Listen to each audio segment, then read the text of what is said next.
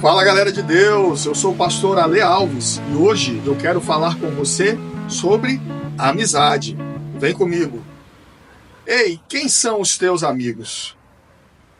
A palavra de Deus nos diz em Provérbios 18, 24: aquele que tem muitos amigos sai perdendo, mas há amigo mais chegado do que um irmão. O que o autor está nos falando aqui da parte de Deus é que muitas vezes pessoas que são ricas possuem muitos amigos, mas o vínculo que une essas pessoas, em muitos momentos, é frágil, porque é um relacionamento baseado, talvez, na grana, no que a pessoa possui, nos bens materiais, no que aquela pessoa pode proporcionar aos seus supostos amigos. Um vínculo frágil. Como também o autor aqui da parte de Deus, ele está nos dizendo uma outra verdade. Existem às vezes irmãos que só se encontram em situações extremas, talvez um luto, talvez um problema muito grave no contexto da família, é quando esses irmãos se encontram. Mas há amigo mais chegado do que um irmão, ou seja, há amigos cujo o vínculo que nos une em muitos momentos é mais profundo do que os laços que unem irmãos. E o Senhor, ele nos concede amigos, pessoas com as quais podemos caminhar, pessoas com as quais podemos contar. Eu gosto de dizer que leões andam com leões. E os leões são aqueles que nos levam para perto de Jesus. Os leões são aqueles que nos levam para o lugar certo, para estarmos diante do nosso Deus. Eu quero compartilhar com você duas passagens da palavra de Deus. A primeira delas está em 2 Reis, capítulo 5, versos de 1 a 19. Quando ali a Bíblia fala de um homem chamado Naamã. No verso 1 vai dizer que Naamã era um homem de grande conceito, um homem que gozava de grande prestígio diante do seu rei, o rei da Síria. Provavelmente ali o rei era Ben-Hadad II. E o texto diz que o Senhor havia dado muitas vitórias a Naamã. Ele era um homem vitorioso. Mas no finalzinho do verso 1, o texto traz uma outra faceta de Naamã. O texto diz que ele era leproso. Naamã era um grande homem, porém leproso. Uma menina, no verso 2, é levada cativa para a Síria. Ela vai servir na casa de Naamã. E ela conversa com a senhora de Naamã, como diz o verso 3. E ela declara: quem me dera se o meu senhor, ou seja, Naamã, estivesse lá em Israel, em Samaria, diante do profeta, e ele o curaria da sua lepra. Em outras palavras, o que ela diz é: se Naamã estivesse lá em Israel, diante do Deus vivo, do Deus verdadeiro, ele o curaria. A mulher narra tudo ao seu marido. O seu marido, então, Naamã, vai até o rei da Síria, conta tudo aquilo que a menina havia dito.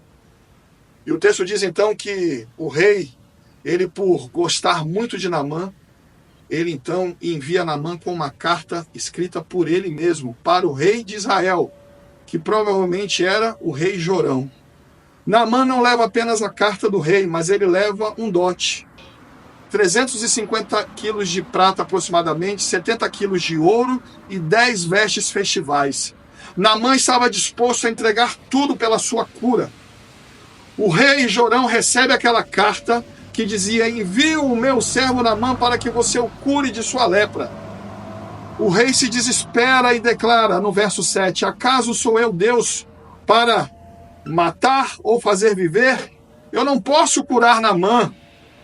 O verso 8, então, o texto declara que o profeta Eliseu ouve falar que Naamã, que o rei havia rasgado as suas vestes. E ele então manda dizer ao rei: ei, saiba que aqui há profeta em Israel. Pode mandar Naamã vir até mim. No verso 9, Naamã chega com toda a sua comitiva, com seus carros, os seus cavalos, diante da casa de Eliseu. O verso 10 vai dizer que Eliseu manda um mensageiro até a porta falar com Naamã e dizer: olha, o profeta mandou você mergulhar 7 vezes no rio Jordão. No verso 11, Naamã se indigna. E ele fala: eu pensei que o profeta viria até a mim, ficaria de pé e imporia suas mãos sobre a minha lepra, clamando ao seu Deus. Ali, Naamã reconhece que o Deus de Eliseu não era o seu Deus. O texto continua e no verso 12, Naamã então declara: não são os rios Abana e Farfar, lá de Damasco, muito mais limpos do que o rio Jordão? O rio Jordão, naquele contexto, era considerado um rio sujo. Mas aí vem a grande virada na vida de Naamã. No verso 13, o texto começa dizendo assim: meu pai. Quem fez essa declaração? Os oficiais de Naamã. Eles chegam para Naamã e dizem: meu pai, acaso o profeta te pediu algo difícil? Ou seja, se fosse algo difícil, você não estaria disposto a fazê-lo? Quanto mais, diz o texto, ele só pediu para que você mergulhe 7 vezes no rio Jordão. Eu entendo que aqueles homens de alguma forma amavam Naamã, porque se eles não gostassem de Naamã, eles poderiam ter dito que ele morra de lepra. Mas eles buscaram que Naamã tomasse uma atitude, uma posição, e fizesse aquilo que o profeta mandou: mergulhar 7 vezes no rio Jordão. No verso 14, o texto diz que Naamã então mergulha 7 vezes e ele é curado da sua lepra. Mas o milagre do Senhor, quando vem nas nossas vidas, não é apenas para que possamos experimentar uma cura, uma restauração, enfim, um milagre nas nossas vidas. Mas o milagre do Senhor, quando ele vem sobre você e sobre mim, o Senhor, ele quer fazer algo muito maior. Ele quer fazer uma restauração no meu interior e no seu interior. E foi o que o Senhor fez na vida de Naamã. O verso 15 diz que Naamã faz a seguinte declaração: agora eu vejo que não há Deus como em Israel. Em outras palavras, eu agora reconheço que o verdadeiro Deus é o Deus que está aqui em Israel. Naamã não foi apenas curado, mas ele foi alcançado pelo o Deus verdadeiro. Há um outro texto que está lá em Marcos 2, versos de 1 a 12, quando o texto vai falar que havia um homem paralítico. Jesus, no verso 1, estava em Cafarnaum, ele voltou para Cafarnaum. E o texto vai dizer que Jesus estava numa casa ensinando.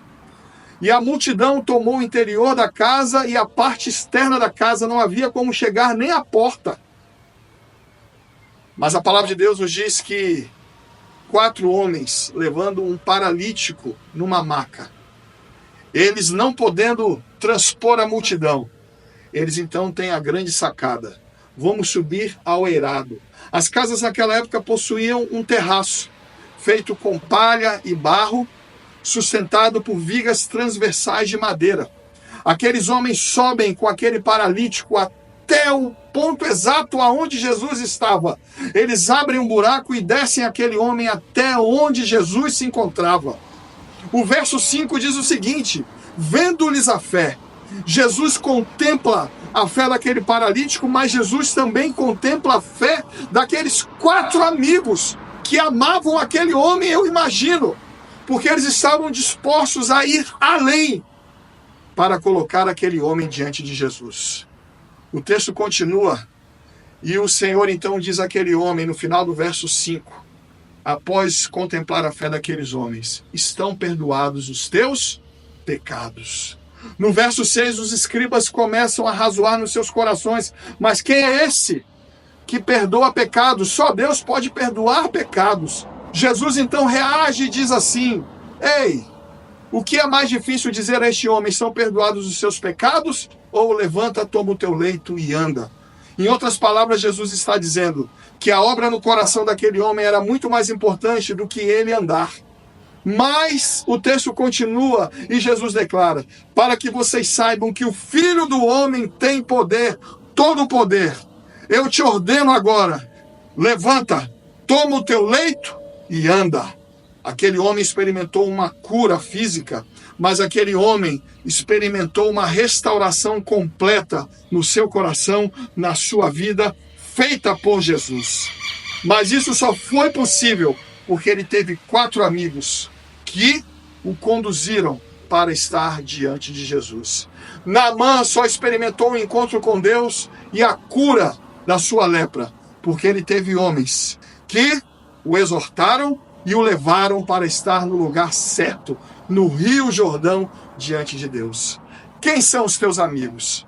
Os amigos verdadeiros, os leões, são aqueles que vão levar você para o lugar certo, para o lugar diante de Deus. São aqueles amigos que vão levar você para perto de Jesus. Provérbios 17:17, a palavra de Deus nos diz: em todo tempo ama o amigo, e na angústia se faz um irmão. Ei, quem são os teus amigos? Fique firme, eu espero que esse conteúdo te abençoe e te inspire. Valeu!